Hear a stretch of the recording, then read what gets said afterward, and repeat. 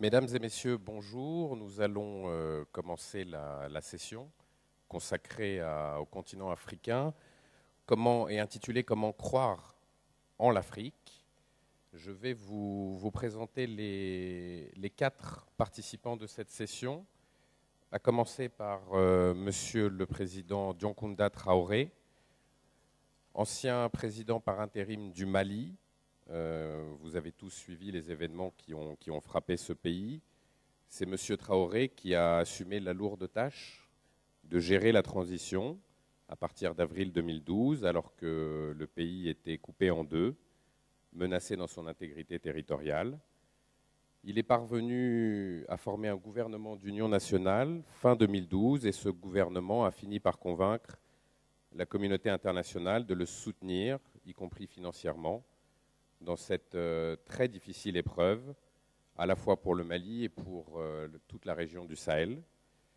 Et M. Dioncounda Traoré a pu ainsi transmettre le pouvoir à son successeur, président démocratiquement élu, M. Ibrahim Boubacar Keïta, il y a seulement quelques semaines. M. Traoré a occupé de hautes fonctions dans son pays, notamment la présidence de l'Assemblée nationale et différents postes de ministres, dont celui de la fonction publique, celui de la défense et celui des affaires étrangères. Il est un des fondateurs de l'ADEMA et aujourd'hui il est parmi nous pour nous éclairer justement sur cette question, sur l'avenir du continent africain, ses potentialités et aussi les défis qu'il se doit de relever. À sa gauche, M. Majed Abdelaziz, qui est le représentant, le conseiller spécial du secrétaire général des Nations Unies pour les questions africaines, qui est égyptien, et que je remercie particulièrement d'être parmi nous, il était par Mons et par Vaux, à Addis il y a quelques jours, à New York encore très récemment. Il est très impliqué aux côtés de l'Afrique, notamment dans les négociations internationales concernant le continent, a joué à chaque fois un rôle moteur en faveur des intérêts du continent, notamment à Doha en 2008, lors de la conférence sur le financement du développement. Aujourd'hui, auprès de Ban Ki-moon, il est en charge, en particulier, entre autres en tout cas, du renforcement des actions des Nations Unies en faveur de l'Afrique pour les objectifs du millénaire. À sa gauche, José Manuel Briosa Gala, représentant personnel du président de la Commission européenne pour les questions africaines depuis 2007. C'est un diplomate, doublé d'un chef d'entreprise. En tant que diplomate, notamment, il était secrétaire d'État en charge de la coopération du gouvernement du Portugal dans les années 90. Il a été très impliqué dans les processus de paix en Angola et au Mozambique. Et en tant qu'entrepreneur, il a travaillé au service de plusieurs entreprises basées sur le continent. Enfin, Martin Ziguélé, ancien Premier ministre de la République centrafricaine, peut-être futur président de ce pays, ce sera à lui et aux Centrafricains de le décider. Ça signifiera en tout cas une bonne nouvelle, c'est-à-dire l'organisation d'élections dans ce pays qui lui aussi traverse une épreuve extrêmement compliquée depuis le coup d'État. En tout cas, ce sera cette échéance d'une élection présidentielle est très attendue par tous les Centrafricains et aussi par tout le continent et ceux qui y sont attachés. Et je précise que M. Martin Ziguélé a aussi une carrière et une vision économique du continent, puisqu'il a longtemps travaillé dans l'assurance et qu'il a aussi occupé les fonctions de ministre des Finances et du Budget qu'il cumulait avec son poste de Premier ministre. Il nous parlera entre autres de sa perception du continent africain, évidemment, comme chacun des invités, et peut-être aussi des différences, parce que l'Afrique est un continent très vaste et que les nombreuses régions qui le composent n'ont pas toutes les mêmes perspectives, ni toutes les mêmes défis à relever. Quelques mots rapidement du débat qui nous intéresse aujourd'hui avant de de donner la parole à nos panélistes. L'Afrique c'est un peu Janus. Depuis quelques années, en tout cas depuis 2-3 ans, ces promesses de développement, en particulier, qui s'appuient en particulier sur ces taux de croissance économique intéressants, de plus de 6% par an maintenant depuis 3 années, depuis même 5 années, a fortiori dans un contexte mondial marqué par une crise économique très importante en Europe, en Amérique et aussi avec un ralentissement de la croissance en Asie. Donc on a un petit peu tendance, peut-être de manière un peu trop angélique, à présenter le continent comme la dernière frontière du développement, dont le dynamisme est très fort, alors qu'il y a une dizaine d'années, tout le monde se souvient que l'Afrique était perçue, en tout cas, comme le continent du désespoir, des famines, des pandémies, de la pauvreté, des instabilités politiques. On est passé donc d'un extrême à un autre, et c'est cette problématique qui va nous intéresser aujourd'hui. Les perspectives de croissance sont évidemment toujours là. Elles s'appuient quand même en grande partie sur les matières premières et leurs cours qui ont grimpé, notamment les cours du pétrole. Elles s'appuient aussi, cet optimisme vis-à-vis du continent, sur une population de plus en plus nombreuse, de plus en plus jeune, la plus jeune et la plus nombreuse d'ailleurs au monde. Dans 20 ans, en 2040, près de 1,2 milliard d'Africains seront en âge de travailler, et la population active africaine sera la plus importante que celle de l'Inde ou de la Chine. Une vitalité démographique qui est évidemment un atout indéniable, mais qui, comme chaque atout, il faudra s'attacher à la fois à le préserver et à créer les conditions d'un développement qui soit pérenne. Et c'est une autre des problématiques de notre débat aujourd'hui. La croissance est une certitude, mais la redistribution équitable de ces fruits est un défi que chacun des pays du continent se doit de relever. Donc nous verrons au cours de ce débat, je pense que nous aurons 3 grandes parties. La première, évidemment, sera consacrée au motif d'espoir que nous présenterons chacun des participants. Pourquoi ils croient en l'Afrique, pourquoi ils croient en son avenir et en son développement. Nous nous attacherons dans une seconde partie à examiner les défis, les écueils prioritaires à relever, quels qu'ils soient, d'ordre politique, social ou économique. Et puis, dans une dernière partie, avant les conclusions de chacun, nous nous intéresserons également à ce qu'attendent les Africains de la communauté internationale, quel rapport le continent doit entretenir avec le reste du monde aujourd'hui, évidemment dans un monde de plus en plus connecté, à la fois vis-à-vis de ses partenaires historiques, Europe, États-Unis, ancienne puissance coloniale, mais aussi, et peut-être surtout, de cette concurrence qui émerge avec de nouveaux partenaires, Brésil, Inde, Chine, Russie, pays du Moyen-Orient. Je vais donc commencer par donner la parole à vous, Monsieur le Président. Qu'est-ce qui vous incite, si c'est le cas, mais je doute que ça ne le soit pas, à croire dans le potentiel et dans l'avenir du continent ?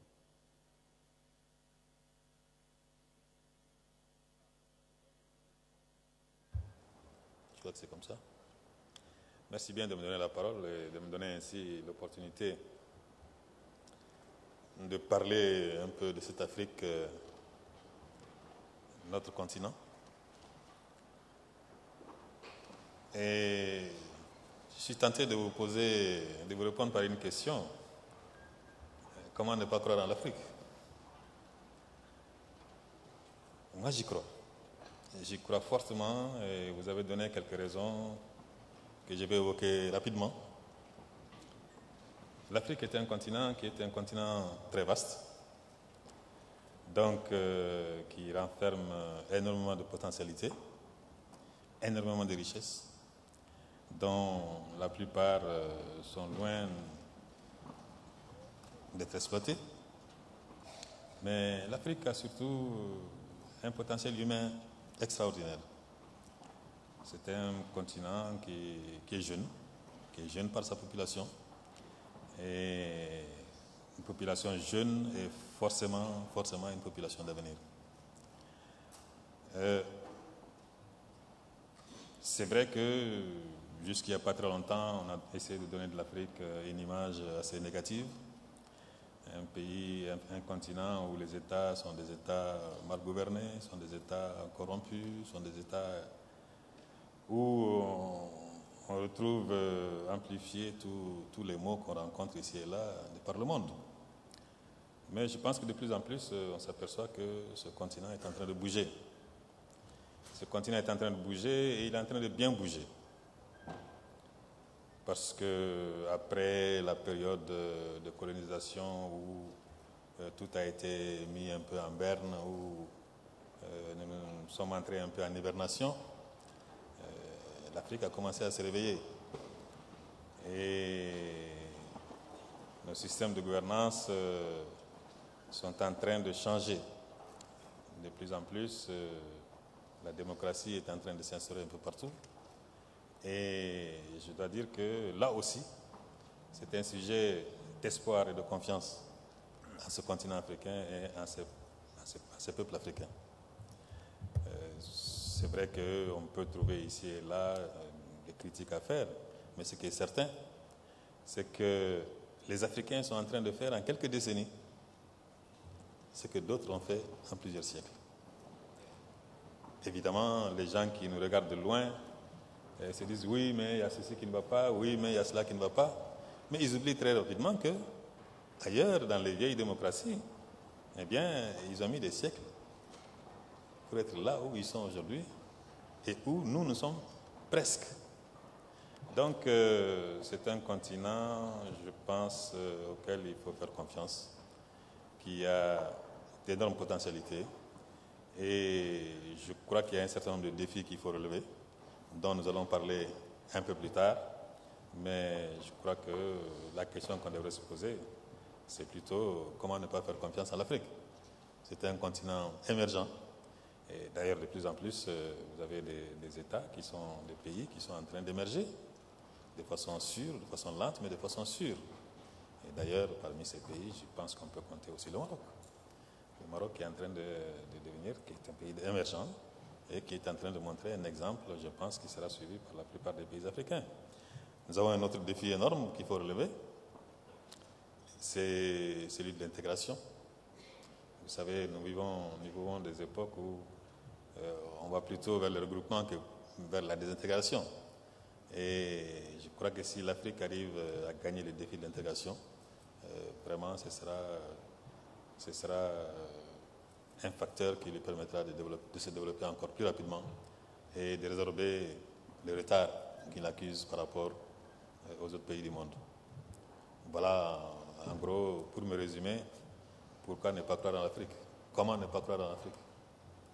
Monsieur le Président, merci beaucoup. Je vais passer la parole à votre voisin, Monsieur Abdelaziz, dont je rappelle à tout le monde qu'il est le conseiller du secrétaire général des Nations Unies pour l'Afrique, égyptien, on a d'ailleurs ici représenté, ce n'est pas le cas du Portugal, mais 3 pays qui traversent des périodes assez compliquées sur le continent. Un pays d'Afrique du Nord, donc l'Égypte. Je ne vous rappellerai pas l'actualité qu'a connue ce pays-là, la Centrafrique et donc le Mali. Monsieur Abdelaziz, c'est à vous. Thank you, Marwan, for the kind invitation and for the nice introduction for today's debate. I think the question, why do we believe in Africa? I'll try to answer it from the 3 angles of the work of the United Nations: peace and security, development, good governance, and human rights. On peace and security, Africa is making strides on peace and security. Since the new Constitutive Act of the African Union have established a new base for peace and security and a new architecture for peace and security, established a Peace and Security Council equivalent to the Peace and Security Council of the United Nations, established a panel of the wise to advise heads of state and government in cases that there are any problems in their country, establish an early warning mechanism that would advise at the sub-regional and the regional level, and establish at the same time a standby forces, which is now being formed, that would be ready to intervene at any stage of a conflict when the conflict erupts, so that we should not wait till the situation escalates or the situation gets out of hand. Rather, African forces should be the first forces to be on the ground. That resulted in a reduction of number of peacekeeping operations from the United Nations on the ground on the African soil. And that resulted on an increase in the peace-building missions that are being sent by the United Nations after the conflict have ended to reconstruct and to rebuild and to get countries up and running again. And the fact that the 6 countries on the Peace-Building Commission agenda are now African countries is a clear testimony to that. And if I remember them correctly, Burundi, Guinea, Guinea-Bissau, Sierra Leone, and Central African Republic, but with some change of the chair and other caveats that are happening at this juncture. The relations between the Peace and Security Council of the African Union and the Security Council of the United Nations are very important, because we have both to see eye to eye. And there, Morocco's membership in the Security Council, representing the African region, is playing a very leading role, along with the 2 other members from Africa in the Security Council in this regard. If I before moving to development, there is, in the United Nations, we also believe that there is a nexus between peace and security on one side and development on the other side. There can be no peace and security without development, and there can be no development or investment without peace and security and stability. And that's why you saw in the last 6 months that Secretary General Ban Ki-moon made 2 trips. One trip to the Great Lakes region, that was in May, where he visited 3 countries, and with the president of the World Bank, $1.5 billion have been committed to generate projects that would help stabilize the peace and security situation. Just at the beginning of November, also the Secretary General, with the President of the World Bank, with the Development Commissioner from the European Union, with the President of the African Development Bank, with the Chairperson of the African Union, went to the Sahel region. And there have been an overflow of commitments that have been made. 1.5 billion from the bank over 2 years, and I will leave my colleague from the European Union to speak about their commitments, because it's not fair to overcome it here. And they made a very significant commitment showing support for the effort in Africa.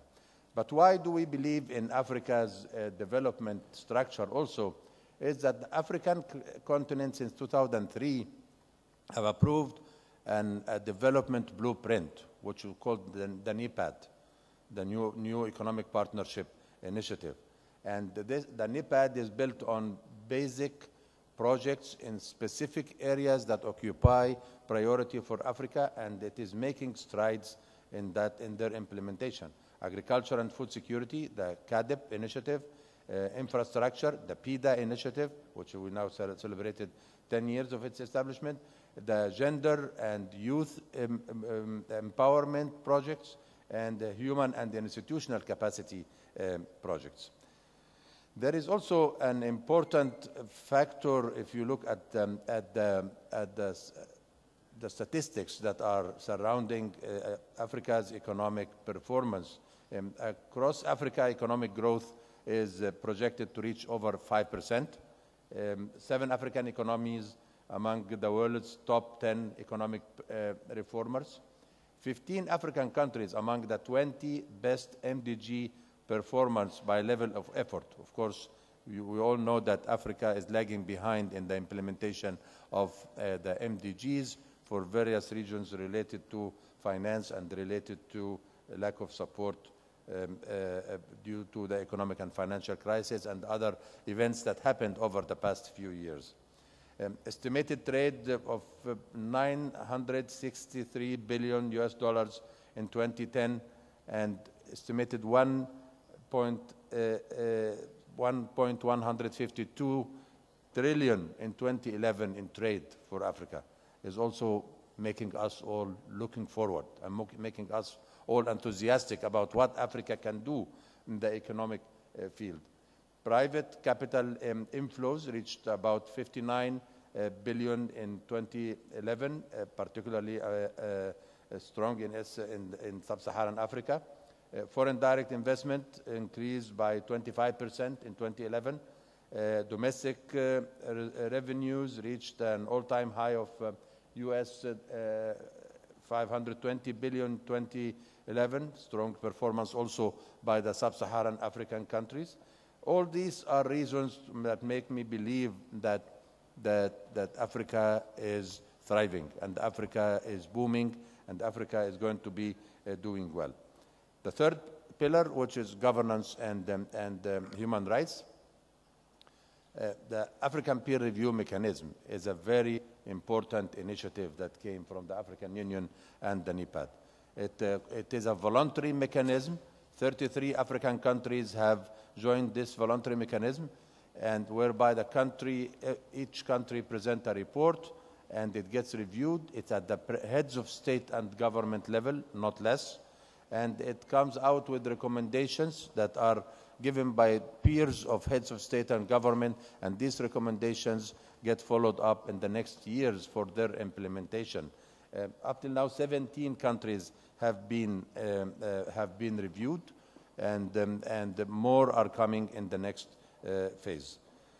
AU also is enforcing a zero-tolerance policy to unconstitutional changes of government, whether that was in Mali or the CAR, or somehow it is now implemented, as Marwan said, to Egypt, even though I have a different personal view on this, which I'm not going to share in this conference. But this is the kind of governance and democratic structure that is also helping and supporting both the development and the peace and security pillars. For all these reasons, I'm a strong believer that Africa should thrive in the next phase. Thank you very much. Merci beaucoup, Monsieur Abdelaziz. Je passe la parole à José Manuel Berrioza Gala, qui est, je vous le rappelle, représentant personnel du président de la Commission européenne, Monsieur Barroso, pour les questions africaines depuis maintenant 2007. Merci beaucoup. Si vous me permettez, je vais aussi m'exprimer en anglais. And first of all, I would like to thank you the invitation to attend this important conference and to speak before this distinguished audience and honorable speakers. And the theme of this panel is very challenging, and the first reaction to me would be like, why not believe in an African future? But when you try to convey a message about Africa, when you want to tell a story, it happens that it's not an easy issue.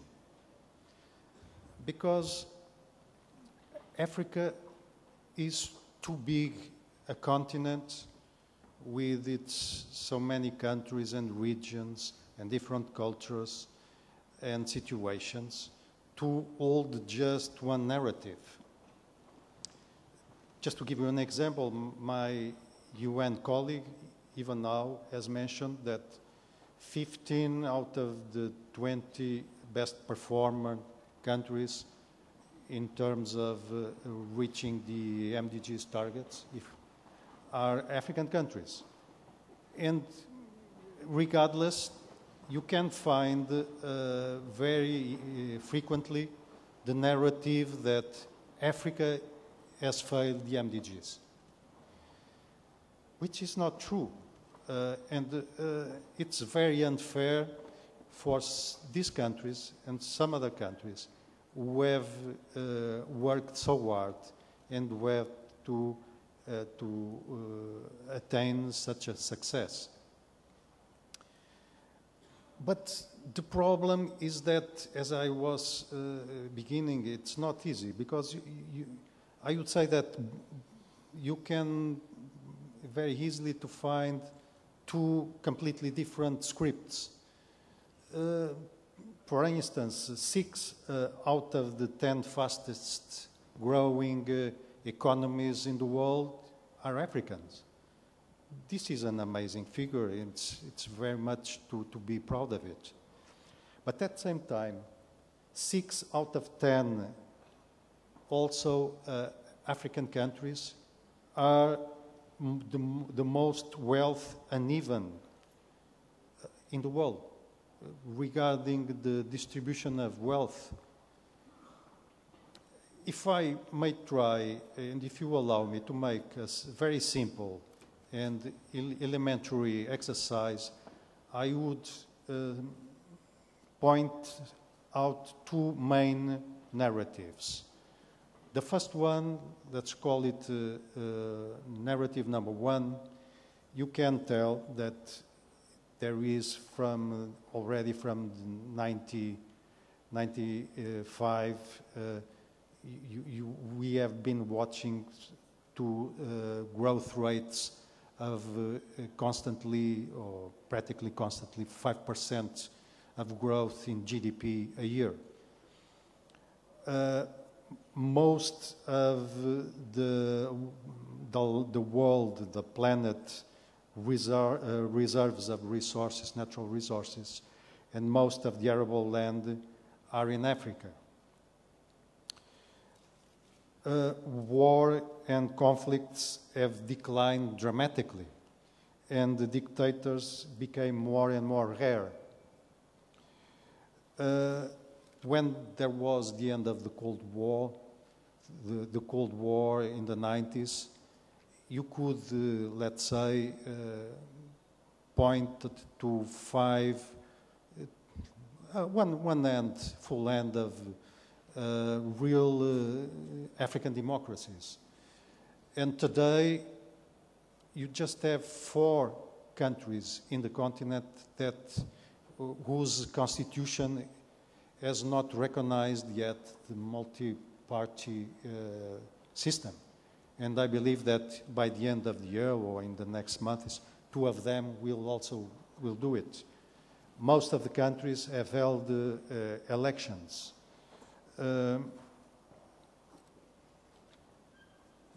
In terms of human development, you also could, as a whole, reach an impressive increase in 10% of life expectancy, and even more steeply a bigger decrease in terms of child mortality. Or secondary school enrollment grew by 48% between 2000 and 2008. Or malaria declined 30%. And EHIV, according to the statistics, and here allow me to doubt a little bit of the reliability of statistics in this field. But anyway, I guess that the official numbers this has decreased also dramatically by 74%. I could go on and on, but at the same time, I could also make a narrative, let's call number 2. And by that narrative, I had to tell that in 2013, in 59 fragile states, 35 are located in Africa. Or in terms of public awareness of transparency, 90% of the African countries get 1 score out of 100, get a score below 50%, which, honestly, I must tell you that is very unfair. But we are talking here of public perception. So corruption is an issue. It's an issue. It's not only an issue in Africa, by the way. It's an issue also in Europe and the States, in Asia, everywhere. And this is very unfair that as public image, this is compromising the African image. Well, I could go on and overloaded you with numbers, but there is one number that I cannot skip. It's the number of that 230 million people are still undernourished in Africa, up 38% from 20 years ago, and more than 1/3 of the extreme poor now are in sub-Saharan Africa, and even worse. Since 2007, the hunger in sub-Saharan Africa is rising 2% a year. This is a very dramatic figure, and I believe this is the moral scandal of our age, when you think that every day in the world, 50,000 people die out of hunger and thirst, and many of them are Africans. So, just to tell a story, this story has to be mitigated. I have no doubt, and this is my opinion, don't misunderstand me, that there was and there is a huge progress, and there is enormous potential. Africa is indeed booming. But when you look at the growth, these impressive growth rates, you see that today it is mainly driven by an increase, still an increase in price of oil and other commodities. So if you look at the structure of the African economies 10 years ago and today, you still not see that so much has changed. Africa remains, in economics, a producer of raw materials and an importer of finished goods. But to conclude my first intervention, it is my opinion and it is my really confidence that Africa's big challenge, it will be to build a sustainable and inclusive growth which reduce poverty, create jobs to its mass of young people, noticing that more than 1/2 of total population is with 20 years old. Merci beaucoup. Je passe la parole à M. Martin Ziguélé, ancien président de la futur président, ancien Premier ministre de la République centrafricaine. Oui, je voudrais vous remercier, M. Ben Hamed, remercier aussi M. Firi de m'inviter pour la 4e fois consécutive pour parler de l'Afrique ici à l'Institut à Amadeus. Je voudrais commencer par dire que j'ai beaucoup de raisons de croire à l'Afrique. J'en ai plus de 10, mais je veux commencer simplement. Avant d'être Premier ministre, j'ai étudié, toutes mes études, je les ai faites en Afrique. Toute ma carrière professionnelle, je l'ai menée en Afrique. D'abord chez moi, puis en dehors de chez moi au Togo. J'ai parcouru pratiquement toute l'Afrique. Il y a 2 ou 3 pays africains seulement que je peux dire que je ne connais pas. Et c'est après cela que je suis devenu Premier ministre. Et avant cela, j'étais directeur national de la Banque centrale, donc en contact avec les réalités économiques et financières, non seulement de la RCA, mais des pays de la sous-région de l'Afrique centrale, puisque cette banque-là, comme vous le savez, est une banque commune aux 6 États de l'Afrique centrale. Et après cet intermède politique, je suis revenu sur le terrain comme consultant pour aider celles et ceux qui s'intéressent à l'Afrique sur le plan économique. Alors, quelles sont les raisons d'espérer ? Je pense que la première raison, c'est que Pour ceux qui ont connu la période de la dévaluation dans les années 94, pour la première fois et après les remèdes drastiques de l'ajustement structurel, pour la première fois sur une longue période, pratiquement toutes les régions d'Afrique, j'allais dire les sous-régions d'Afrique, ont connu, en gros, une croissance économique positive. Positive et parfois double du taux de croissance démographique. Donc, il y a une croissance réelle de l'économie en Afrique. Et pour la première fois également, comme je le disais, pendant cette période, nous avons constaté une stabilisation du taux de croissance démographique. C'est vrai qu'il y a des pays où il y a des pointes, mais en règle générale, en Afrique, on a maîtrisé cette donnée-là. Ça permet donc de dégager de la marge. La deuxième raison d'espérer en Afrique, c'est que mes prédécesseurs l'ont dit, les potentialités agricoles, énergétiques et minières de l'Afrique sont immenses et pour leur grande part restent, même j'allais dire, inexplorées. Je prends l'exemple de la République centrafricaine qui aujourd'hui a des réserves prouvées d'uranium, de pétrole, qui a du diamant et de l'or, mais il y a plus de 400 substances minéralogiques qui ont été mises en évidence, mais dont on ne connaît pas encore le potentiel réel, parce que tout simplement, l'État n'a pas les moyens de faire cet inventaire-là de manière exhaustive. Et cela est vrai pour beaucoup de pays en Afrique. Et le point le plus intéressant, c'est parce que tout potentiel économique non mis en valeur est égal à zéro. Ce qui est intéressant, c'est qu'aujourd'hui, depuis aussi une dizaine d'années, on voit un intérêt croissant, n'est-ce pas, des BRICS, des pays émergents et des pays traditionnellement en rapport avec l'Afrique, qui se livrent à une compétition pour accéder à ces ressources-là. Et cela donc valorise l'offre africaine. Et sur le plan des conditions d'exploitation également, c'est vrai qu'il y a eu des scandales que tout le monde a en mémoire, mais il y a un travail qui est fait, notamment avec l'aide des institutions financières internationales qui ont beaucoup investi dans ce domaine.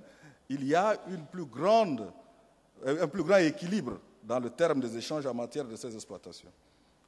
La troisième raison d'espérer, c'est que, à cause des difficultés que nous avons connues jusqu'au tournant des années 90, justement, la culture du tout État en Afrique a beaucoup reculé. Aujourd'hui, lorsque vous prenez 10 jeunes Africains qui sortent de grandes écoles, même dans l'hémisphère nord, leur rêve secret, c'est de monter une affaire qui marche, et de préférence dans leur pays. Et lorsqu'ils pensent à des marchés sur lesquels ils voudraient se développer après leur pays, ils pensent d'abord aux pays africains voisins, avant de penser à faire une carrière là où ils ont étudié. Et ça également, c'est un changement important. Deuxième changement, toujours dans la manière de voir l'entrepreneuriat et de voir l'entreprise. Aujourd'hui, la génération des cadres africains qui accèdent à des fonctions administratives ne s'oppose pas au secteur privé. C'est-à-dire, ils ne considèrent pas le secteur privé comme un délinquant en puissance qu'il faut surveiller ou qu'il faut taxer tous les jours, mais comme un partenaire avec lequel il faut compter pour développer le pays, pour créer de la richesse, pour créer des emplois et pour améliorer le sort de ses concitoyens. Et là également, c'est une véritable révolution en soi. La quatrième raison d'espérer, c'est quand même des progrès indéniables qui ont été faits en Afrique dans le développement du capital humain. Aujourd'hui, dans beaucoup de régions en Afrique, la distance qui sépare une agglomération d'un centre de santé, une agglomération d'une école, se réduit considérablement. Et cela se traduit par un accès plus grand des jeunes à l'éducation. Parce qu'à l'époque, il n'y a pas longtemps, il y a 20 ans, il y a 30 ans, aller à l'école, c'était déjà réaliser une prouesse quand on était dans un milieu rural. Aujourd'hui, ce n'est plus le cas.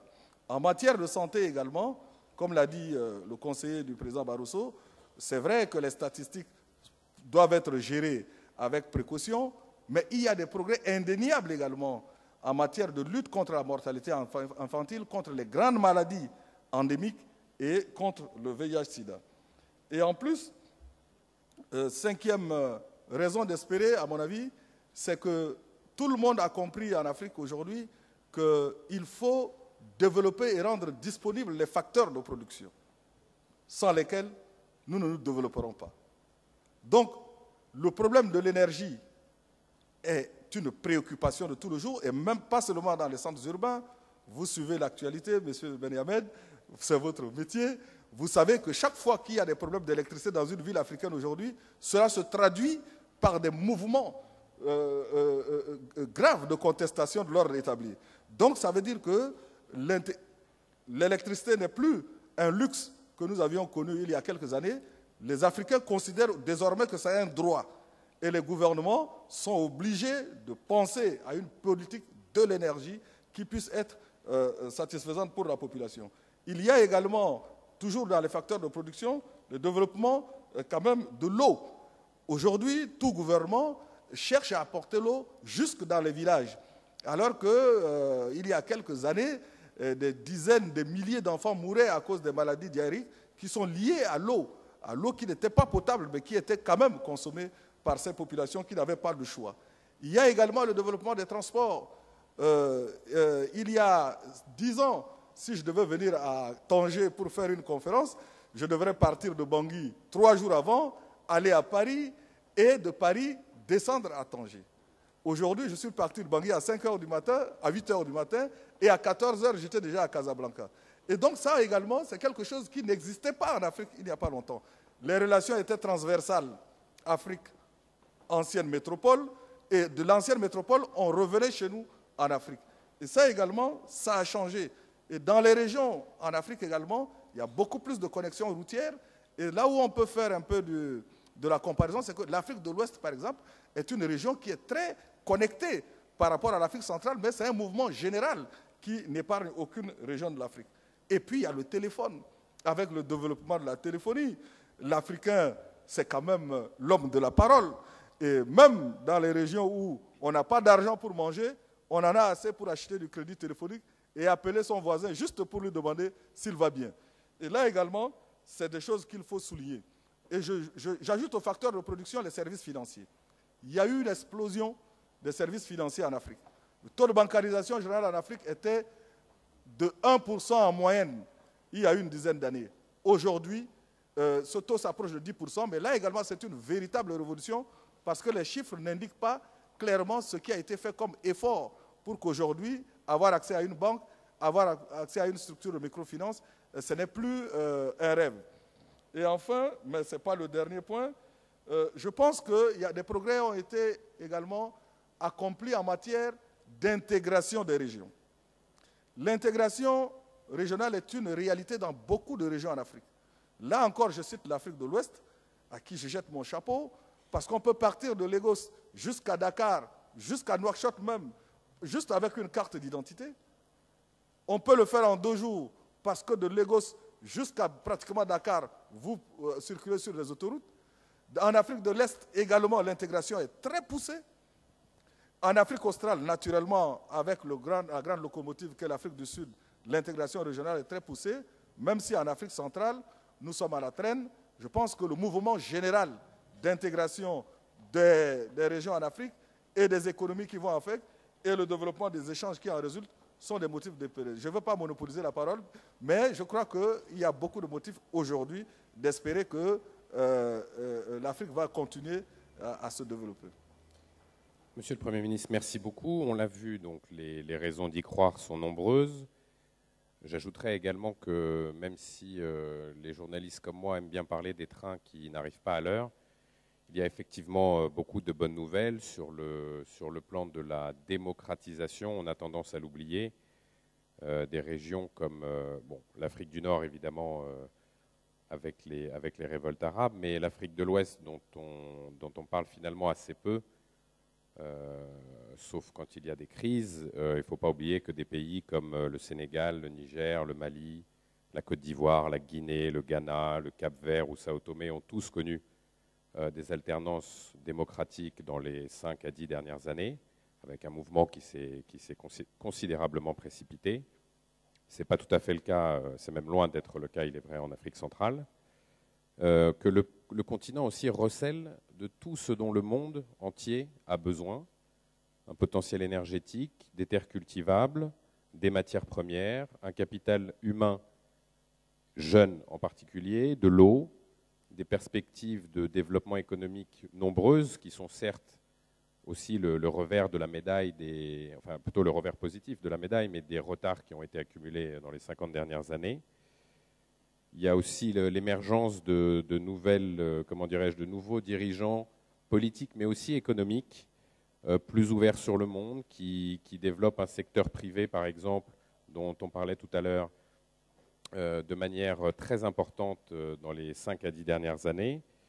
La naissance de champions africains, on en parle aussi assez peu, d'entreprises africaines, et ça tombe bien qu'on soit au Maroc, puisque de nombreuses entreprises de ce pays sont très importantes sur le reste du continent, dans le secteur des télécommunications avec Maroc Télécom, dans le secteur bancaire avec Attijari, BMCE ou le groupe Banque Populaire. Il y a cette émergence d'entreprises africaines qui ne se contentent plus de leur marché respectif relativement restreint, mais qui s'étendent un peu partout.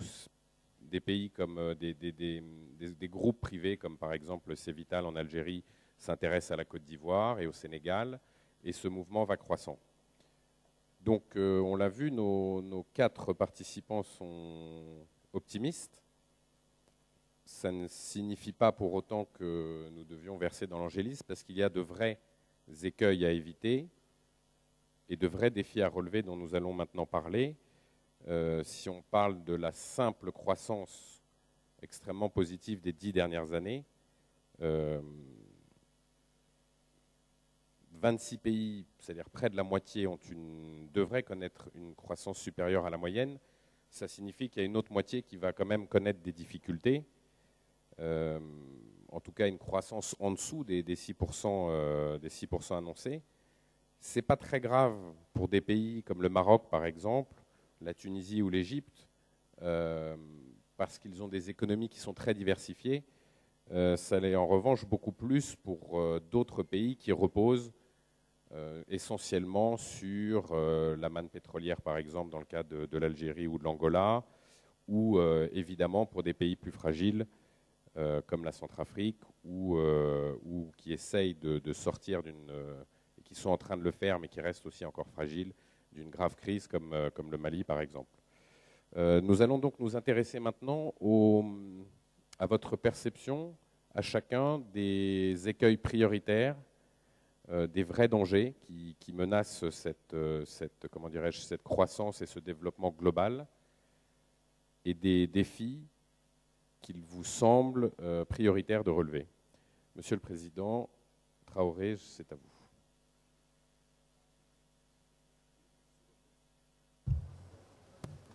Vous l'avez dit, les défis sont nombreux.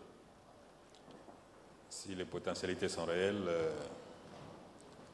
nous avons un certain nombre de conditions auxquelles nous devrons faire attention si nous voulons effectivement faire en sorte que toutes ces potentialités servent réellement au développement de l'Afrique et permettent à l'Afrique de résorber le retard qu'il accuse sur les pays dits développés. Parce que vous savez, quand on parle de développement, en fait, il faut comprendre ça dans 2 sens. Le premier étant, bien entendu, le fait de vivre un peu mieux chaque jour. Mais le second, c'est vivre aussi bien que l'autre. Parce qu'on regarde l'autre, on sait ce qu'il peut faire, ce qu'il peut se permettre de faire, et on aimerait bien pouvoir en faire autant. Donc, il faut aussi comprendre le caractère relatif du développement. C'est vrai que, de façon absolue, tous les pays, tous les continents se développent. Mais de façon relative, bon, on a parfois le sentiment que la distance qui nous sépare des autres augmente parfois. Donc, qu'il y a un non-développement dans nos différents pays. Donc, je crois qu'il y a un certain nombre de défis qu'il faut relever. Il y a d'abord le défi sécuritaire, la paix. Il a été dit ici que quand il n'y a pas de paix, quand il n'y a pas de sécurité, il ne peut pas y avoir de développement.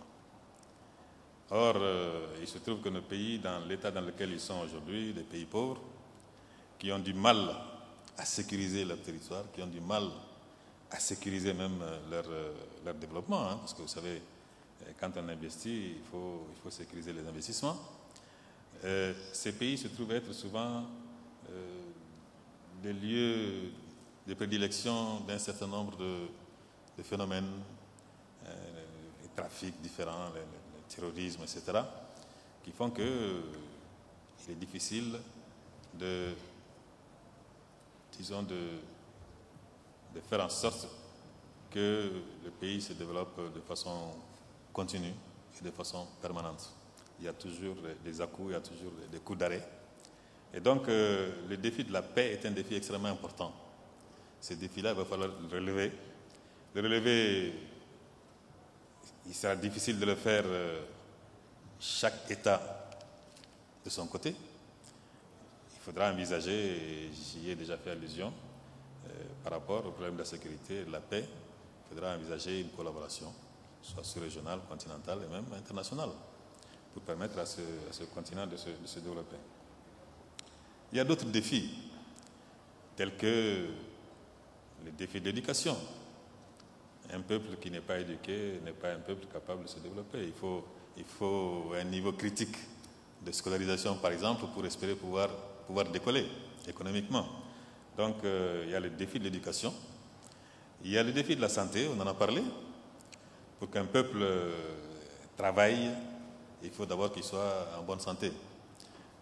Moi, je me souviens, il n'y a pas très longtemps, qu'il y avait une maladie qui sévissait, notamment en hivernage, au moment où les populations avaient le plus besoin de travailler dans les champs, qui s'appelle le ver de Guinée, la dracunculose, si je ne m'abuse, et qui invalidait la plupart des bras valides dans les villages, les empêchant d'aller dans les champs et de travailler et de produire.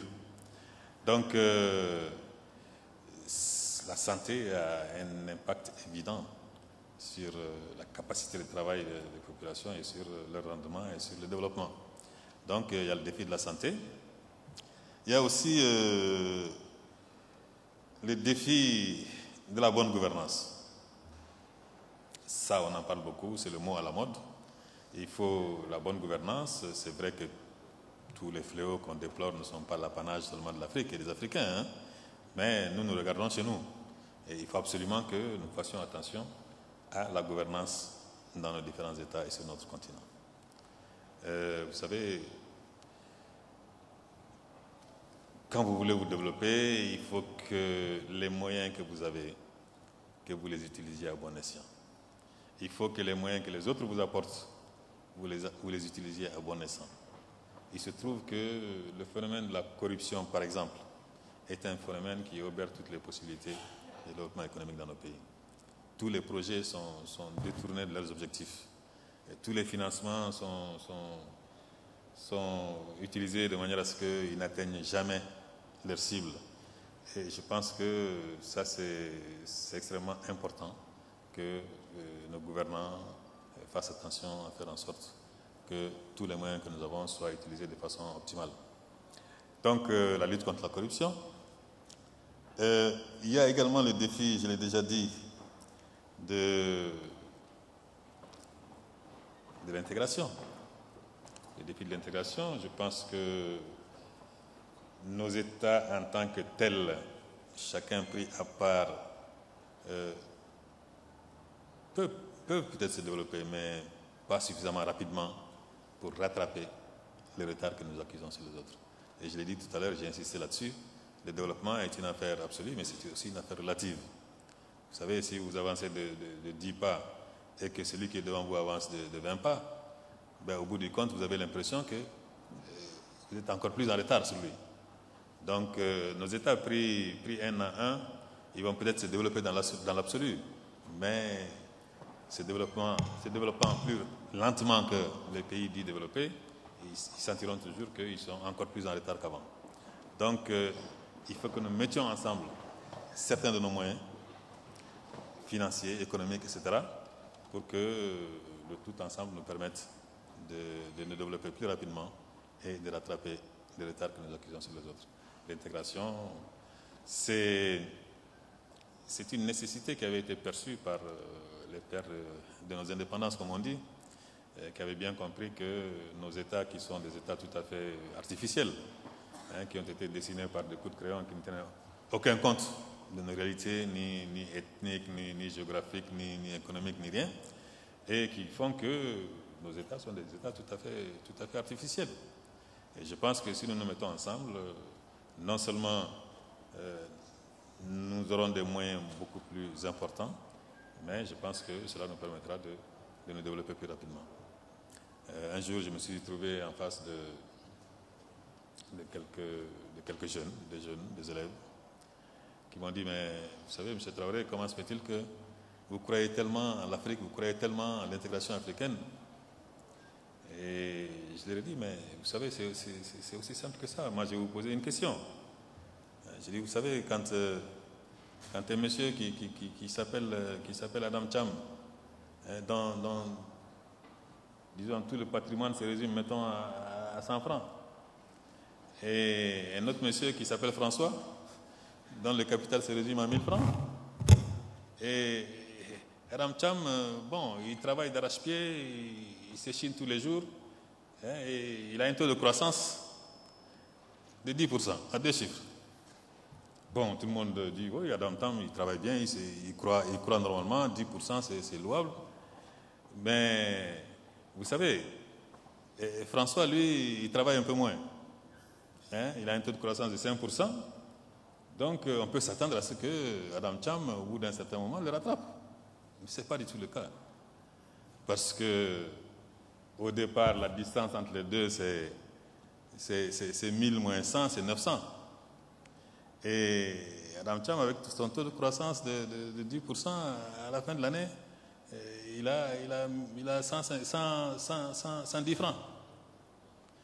Pendant que François, lui, avec 5%, il a 1050 francs. Alors, lorsque vous faites la différence, vous vous apercevez que la différence entre les deux, c'est 940. La différence a augmenté. Alors, qu'est-ce qu'il faut pour que Adam Cham puisse rattraper François? Bon, peut-être qu'il faut qu'il regarde autour de lui, qu'il regarde du côté de John Kunda, du côté de Samir, du côté de Benyamin, en mettant déjà, s'ils sont 5 et qu'ils mettent ensemble 100 francs, ça fait 500 francs. La différence avec François, c'est 500 francs. Avec le taux de croissance de 10%, à la fin de l'année, ils ont 550 francs. Et François a 1050 francs. Et la différence est restée stationnaire, 500 francs. Et s'ils veulent commencer à les rattraper, il faut qu'ils appellent d'autres personnes, qui soient 6, 7, 8, 9, 10. Et dès lors, ils vont commencer à rattraper le retard. Et je pense que c'est pour ça que le défi de l'intégration est un défi majeur. C'est un défi capital. Et bon, il faut que les Africains ils fassent attention et qu'ils fassent en sorte de se mettre ensemble. Parce que depuis 50 années d'indépendance, les Africains ont tendance à cultiver leur maliennité ou ils sont plus sénégalais, plus maliens, plus ivoiriens qu'africains. Donc il faut que de plus en plus nous soyons africains. Que nous soyons africains. Et je crois que c'est à cette condition-là que nous pourrons commencer à rattraper le retard que nous accusons sur les autres. Bon, je pense qu'il y a bien d'autres défis, mais ce sont des défis classiques que tous les pays connaissent, aussi bien au sud du Sahara qu'au nord du Sahara, aussi bien en Europe qu'en Amérique, qu'en Asie. Et je pense que tout cela peut se mettre dans une condition première, c'est qu'il faut que les Africains croient en eux-mêmes et qu'ils se mettent au travail. Et qu'ils se mettent au travail parce qu'il n'y a pas de miracle. Il n'y a que le travail qui produit la richesse. Vous voulez créer de la richesse? Il faut que vous travaillez. Il faut que les Africains travaillent. Qu'ils cessent de penser que c'est toujours les autres qui doivent travailler pour eux et qu'ils sortent de cette mentalité qui veut que, bon, on est là, on fait appel aux autres et ils viennent, ils travaillent pour nous. Bon, ils exploitent nos richesses, ils en font ce qu'ils veulent, mais ils nous laissent des bribes.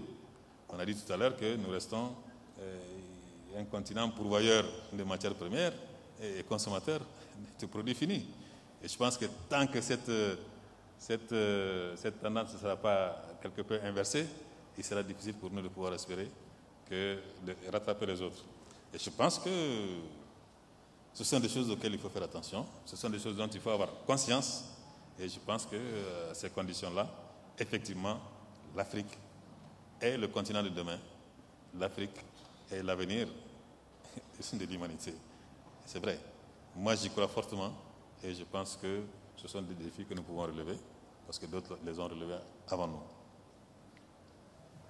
L'Afrique, donc berceau et avenir de l'humanité. Merci beaucoup, Monsieur le Président. Je suis désolé, messieurs, j'ai le mauvais rôle, celui de cadrer le timing de cette session. Donc, je vais vous passer la parole, Monsieur Abdelaziz, en vous demandant à chacun de veiller à ne pas trop déborder, puisqu'il reste une troisième partie qu'on va aussi écourter, mais qu'on va conserver sur le rapport de l'Afrique au monde et ce que l'Afrique peut attendre du reste du monde. Pour l'instant, restons sur les écueils et les défis. Monsieur Abdelaziz, c'est à vous. Thank you very much. I would start with the same point that President Traore started with, which is the need to maintain peace and security in Africa in order to be able to develop.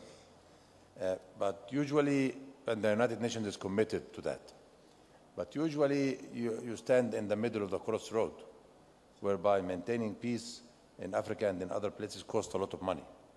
And that is a big problem that runs into the relation between the United Nations and the African Union, when the African Union always expects that every force that is being established at any emerging situation is going to be rehatted to become a United Nations mission.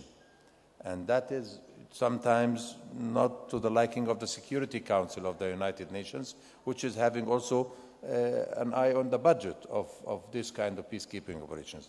Just to give you an idea, peacekeeping budget in the United Nations is about closer to $9 billion a year, at the time that the regular budget of the United Nations for the 2 years biennium for regular activities is $5.2 billion, meaning that $2.7 billion a year.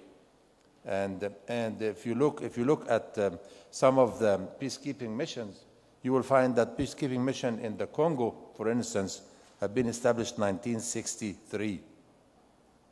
And it is costing the United Nations about $1.5 billion a year.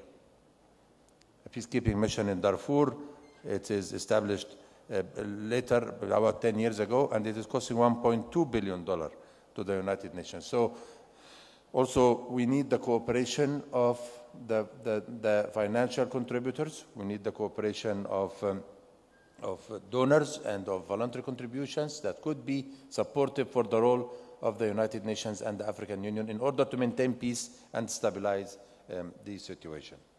If I turn to development, the African Transformative Agenda is a very important element that has to get implemented.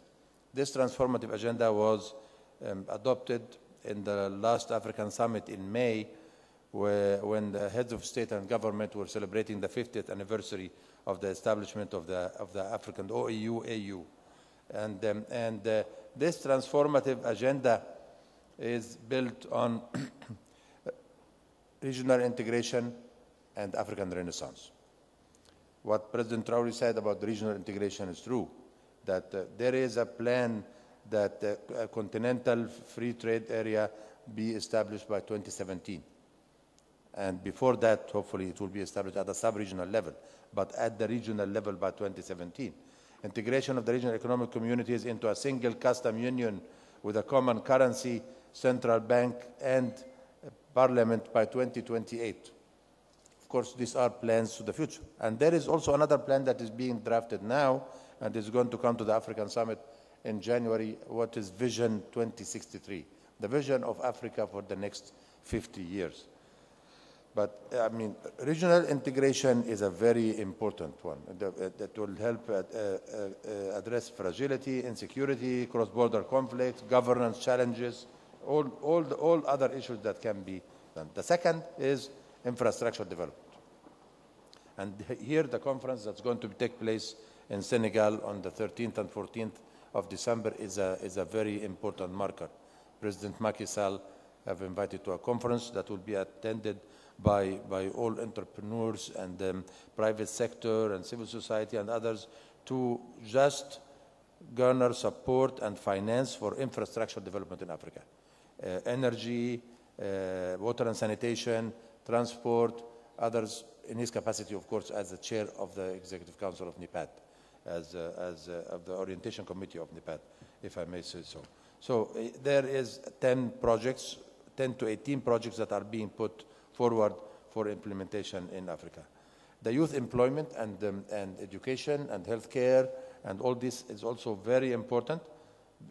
Between 2010 and 2020, the continent is set to add 122 million people to its labor forces.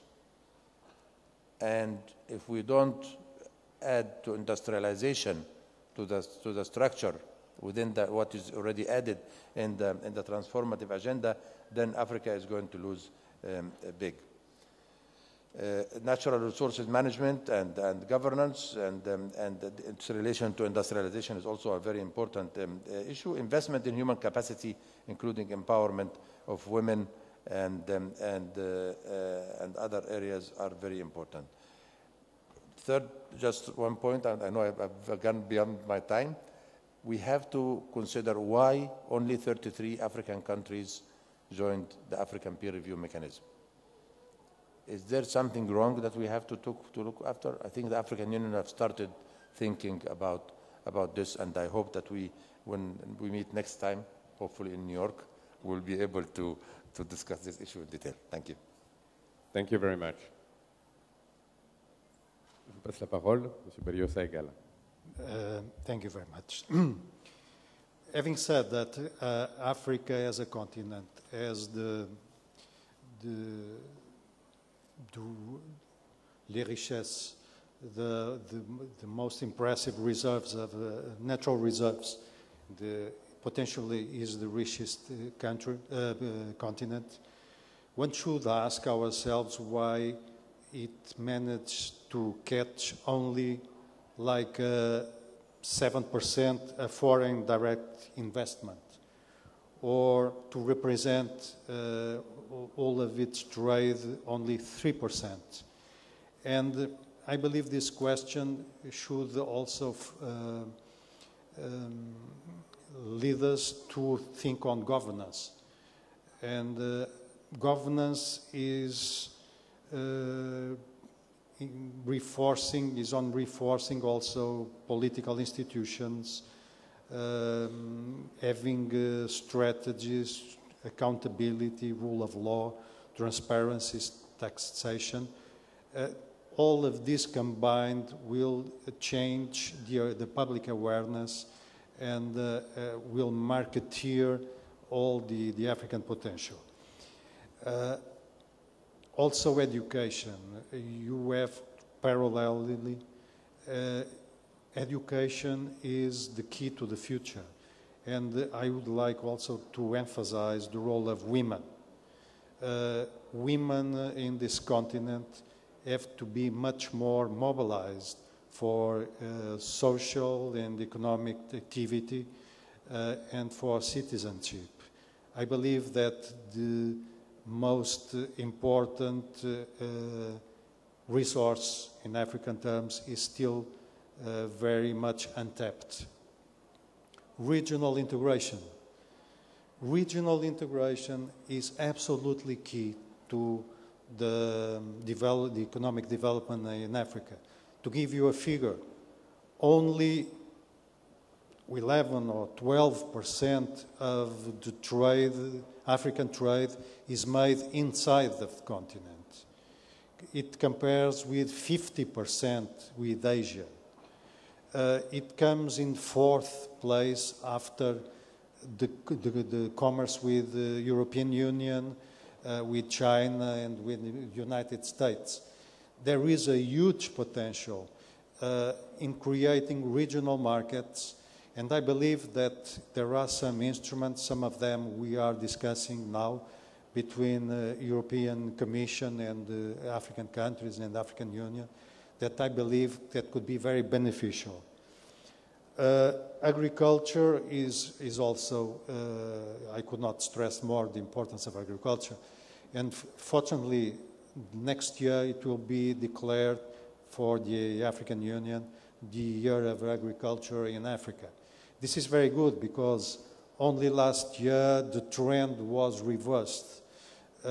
Investment in agriculture, as in terms of ODA and also in terms of African public support, had been declining since the last 25 years.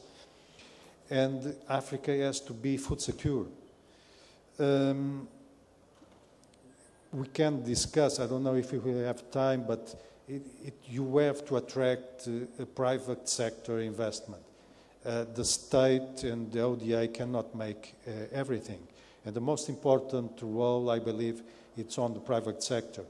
When you think that agriculture counts as 15 or 20% of African sub-Saharan GDP, where you have 80% of population in some countries connected to the land, you have to make it much more productive. And also in this regard, and I anticipate a little bit because we are running out of time in this aspect also, the potential of cooperation with Europe, with transfer of technology and so on. I would say the model in agriculture should change, but very carefully also, because you have to protect the small farmer, you have to avoid monoculture, you have to progress from mere small agriculture to a sustainable environmental agriculture. And sometimes there are some threats and dangers and seductions in this field. Finally, a word for infrastructure.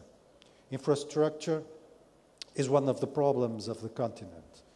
Our African Development Bank has estimated that as a whole, the continent has to invest $50 billion by year to fill this gap of leakage in infrastructures. Infrastructure itself has a negative impact of 40% in the productivity of a country. It translates in 2% of its GDP. We, European Union and European Commission, are working very closely with African countries and regions, and if I have the time, I can talk a little more on that. Thank you.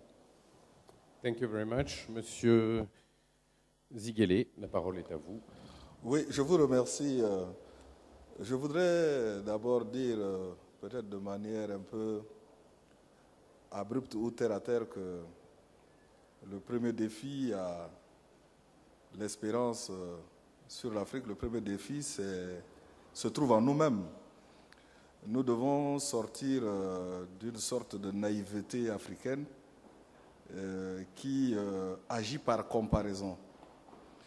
Dans nos pays, beaucoup de cadres, de responsables pensent qu'il y aura un plan Marshall pour l'Afrique.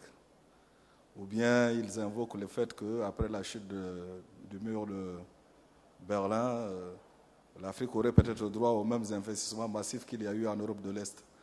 C'est-à-dire on est toujours en train de croire à quelque chose qui va arriver, un peu comme Moïse dans le désert. Donc je crois qu'il faut d'abord se départir de cette naïveté et regarder le monde avec lucidité. Le développement, c'est une guerre. Le développement, c'est une guerre. Et lorsque vous allez à la guerre, il faut vous assurer que vous avez les munitions pour tenir face à l'adversité. C'est pour ça que, pour moi, la question centrale, c'est la question du financement du développement. Et cette question centrale doit être résolue de manière largement endogène. C'est-à-dire qu'à l'intérieur de nos pays, il faut que nos États s'organisent pour que le taux de pression fiscale, justement reparti, puisse arriver à des niveaux significatifs par rapport à la richesse nationale. Lorsque vous prenez par exemple les États de la CEMAC, que je connais mieux, la communauté monétaire de l'Afrique centrale, le taux de pression fiscale se situe entre 15 à 20% hors effet du pétrole. C'est-à-dire en fait que lorsque vous décortiquez ces statistiques financières, vous voyez que c'est le pétrole, c'est les hydrocarbures qui donnent la bulle financière qui permet à certains États de financer des infrastructures qui donnent, un peu comme le Canada Dry et le Dry Gin, l'illusion du développement, mais qui n'est pas soutenu, qui ne peut pas s'inscrire dans la durée. Donc, il faut construire des administrations fiscales, il faut construire des économies dans lesquelles on peut avoir une pression fiscale significative de la richesse nationale dans la durée, pour financer à long terme le développement. Et puisque justement, les infrastructures qui demandent des investissements, des financements longs, on ne peut pas compter sur les recettes budgétaires, c'est là où l'Afrique doit être organisée pour rendre attractif l'environnement économique, pour que dans le cadre des partenariats publics-privés, on puisse construire les infrastructures de développement dont on a besoin. Et c'est l'une des raisons, à mon avis, pour lesquelles le NEPAD n'est pas encore devenu une vraie réalité, parce que n'importe quel investisseur, qu'il soit africain ou pas, pour investir quelque part, il faut que l'environnement s'y prête et qu'il soit sûr qu'à long terme, cet environnement-là est viable, c'est-à-dire qu'il a des fondements financiers et économiques sains. Et ça, c'est une question sur laquelle je crois que le travail, c'est à nous de le faire. Et donc, lorsque vous voyez qu'en même temps que nous nous battons pour résoudre la question du financement, il y a toute une documentation qui nous permet d'affirmer également qu'il y a une exportation forte, légale ou illégale, peu importe, mais de capitaux d'origine africaine sur les marchés mondiaux, sur les marchés non africains. Il y a également une deuxième question qui n'est pas éthique, hein, elle est pratique. Comment se fait-il que l'élite africaine elle-même ne croit pas à l'Afrique, puisqu'elle exporte tout ce toute la plus-value, toute la sève est ailleurs? Là également, il y a un problème de crédibilité dans la démarche. C'est pour ça que je disais tout à l'heure que le problème, c'est aussi un problème de révolution culturelle à faire, ou de révolution dans le comportement tout simplement, par rapport à nous-mêmes. Le deuxième problème, c'est le problème de l'éducation. Ça fait 50 ans, 60 ans qu'on parle de l'inadéquation entre l'éducation et les besoins de développement. Mais je ne suis pas un spécialiste de la question, mais le problème demeure. En Afrique, des milliers et des milliers de jeunes sortent des universités, des écoles. Vous trouvez des jeunes hommes et des jeunes femmes qui ont plus de 30 ans et qui n'ont jamais travaillé. Et qui veulent travailler.